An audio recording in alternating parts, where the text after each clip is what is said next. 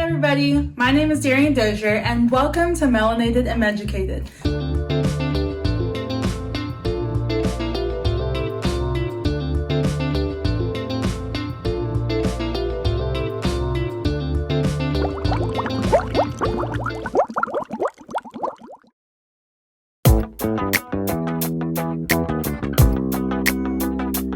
Well, the next thing I want to ask you about was residency. How did you apply to residency? How was that path? And, what are some things that maybe you could tell current medical students who are looking at applying to residency, even from year 1 to year 4, what are some things to kind of be on the lookout for? So, you know, unfortunately, the way medical school is structured, you don't sometimes get exposure to the field that you like until maybe your fourth year. And urology is one of those early match residencies, number one, which means that we match in January, end of January. And so you really want your application to go out immediately when ERAS opens up, which, forgive me, I think that's in Okay. September. I'm not 100% sure. But unlike the other Yeah. non-early matches, you probably have a few months before you can complete your application and start to submit them or whatever. With urology, you really want to get your application in as soon as you can when it opens up, because they're starting to, interviews for urology start as early as like the end of October, at least Okay. in my time. Now, obviously coronavirus done kind of jumbled a bunch of stuff up, but the match Yeah. still happened in January. I think the interviews might have been they were Zoom and they might have been a little later, but so if you don't know, you don't know, right?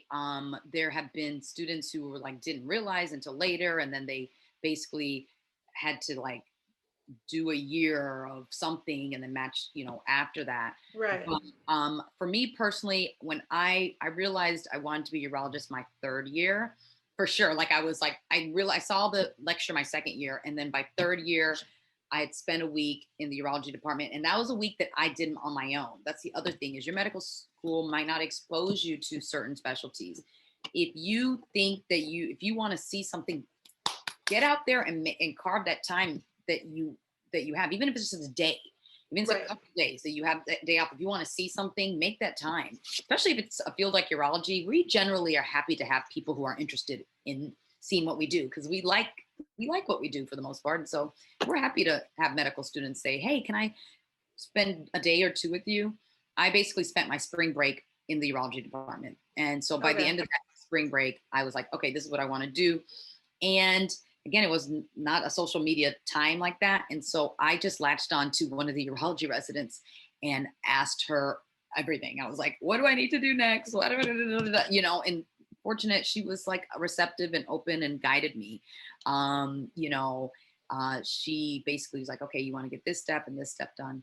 And and there was a great website called urologymatch.com at the time that was extremely helpful. That basically was like, okay, it was basically like this space for interested medical students who want to apply. And this is what you need to do. Even had some tea on some programs, and Okay. that kind of stuff.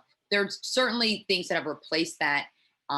There are for Black um, interested medical students in urology. There's R. Frank Jones interest group. So R. Frank Jones, Okay. first board certified urologist in the United States. R. Frank Jones is a group of boards, of urologists in the United States, and which I'm a part of. And then we have this interest group, and so we connect with interested medical students, making sure that they, have they know what they're doing. Set them up with mentors and such and such. There's something Okay, called that's cool. Urology Unbound, which I believe is Black and Latino, but I might be wrong, but it's definitely for Black interested medical students. Same thing as R. Frank Jones or similar. And then there is a whole like urology Twitter group that I'm blanking on that is available. So there are ways you need to, Okay. I would strongly recommend, no matter what the specialty is utilize this great social media network and availability that we have to connect. I guarantee you, there is a group most likely that is help you, not know what the process is like. Okay. If Right. somebody has gone through, they have made it, like, okay, here, let me help you, so that you need to know the timeline. And so find that out so and you can be prepared. And you really ideally want to be going into fourth year already having that timeline Okay. well out. I think it was like July of my fourth year that I was finalizing my application. Okay. And then August, you know what I'm saying? It was ready to go by the end of August, again, September and some then. So that's ideal. And I would say maybe if you're one of these people who it's not till fourth year that you find your passion, your calling, don't be afraid to not be, you don't have to be conventional, right? Okay. There's room to not be conventional. So if you don't find it till later and the match is already passed or something, like, then figure out how you can get into that specialty or don't, I guess, settle if Right. you have to. So Okay, so the big takeaways are do your research, use your network, start early, and if you can start early, be unconventional. correct. Correct. Cool. What does Use that your sound like resource. for? Your resources is the biggest thing. Like, use your resource, Yes. get out there. You know, making a connection with, you don't know what that connection with somebody could help, how that can help you in some way. And Right. really don't burn any bridges if you can. You see what I'm saying? Because that bridge, that may be very instrumental. Yeah, because I have started to figure out that medicine is a very social area, a social profession, and so I by nature am a very social person. I can walk in a room and just start talking to anyone, but I've got Great. classmates who would rather go read first aid cover to cover than have to go speak to a stranger. So yeah, I think it'd be so interesting to do some sort of networking lessons and put that into medical school and kind of teach people those social skills. You're right, spot on. I mean, obviously what we know matters, right? We need to know the right things and whatnots, but how we navigate interpersonal relationships, you just saying, I am okay walking into a room and starting the conversation. These are skills that are invaluable and will open doors for you that that if you aren't at all like that, if you never speak or rarely speak, or just that you probably would have limited opportunities. So we do need to Yeah. cultivate that in trainees. And see, when I was a little kid, my family called me the Walmart greeter, and it seems like it's working out for me. Keep up, yes. Don't lose that. Don't lose that at all. Yeah. Oh, okay. Well, I kind of want to switch gears because, like we talked about earlier, I did find you on social media. So how did you get started in social media and then kind of blow up? And then how are you using social media as a platform for both entertainment and, educational resources?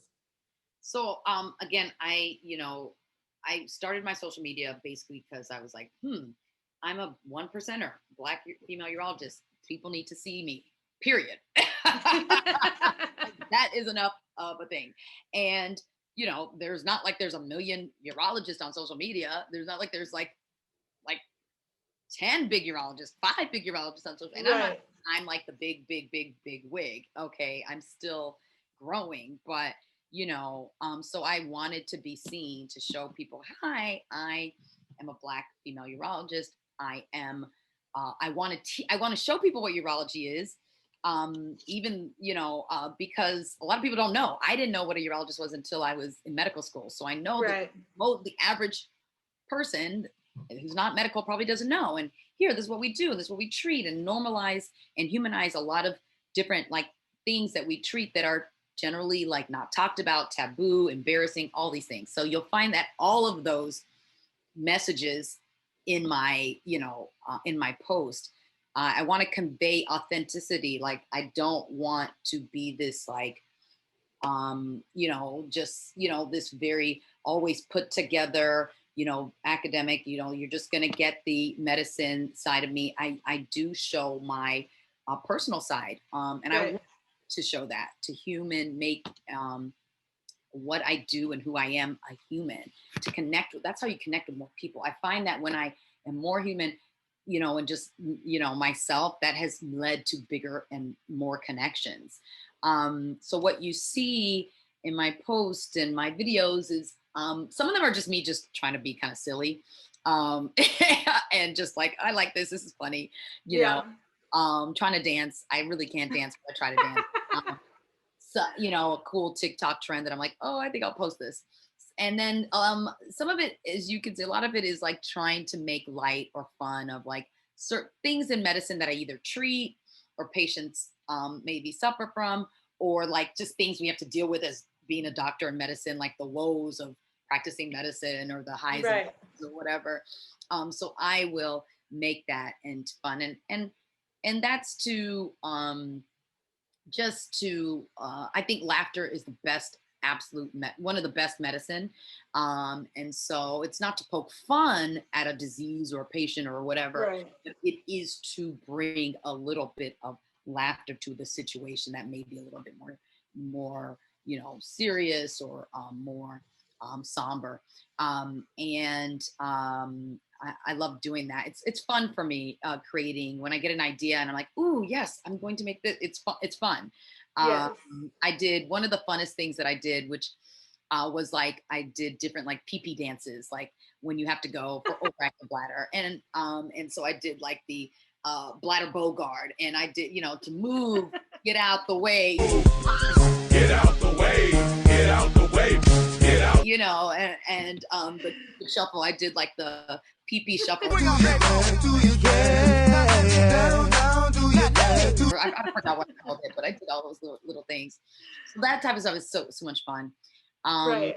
I didn't blow up until after it was the Don't Rush Challenge in 2020, when I participated that with a group of fantabulous women, and it was like, it was just God just blessing me with this opportunity. I was one of the women was like, "Hey, you want to do this little cute Don't Rush video that we're doing?" And I was like, "Okay, sure."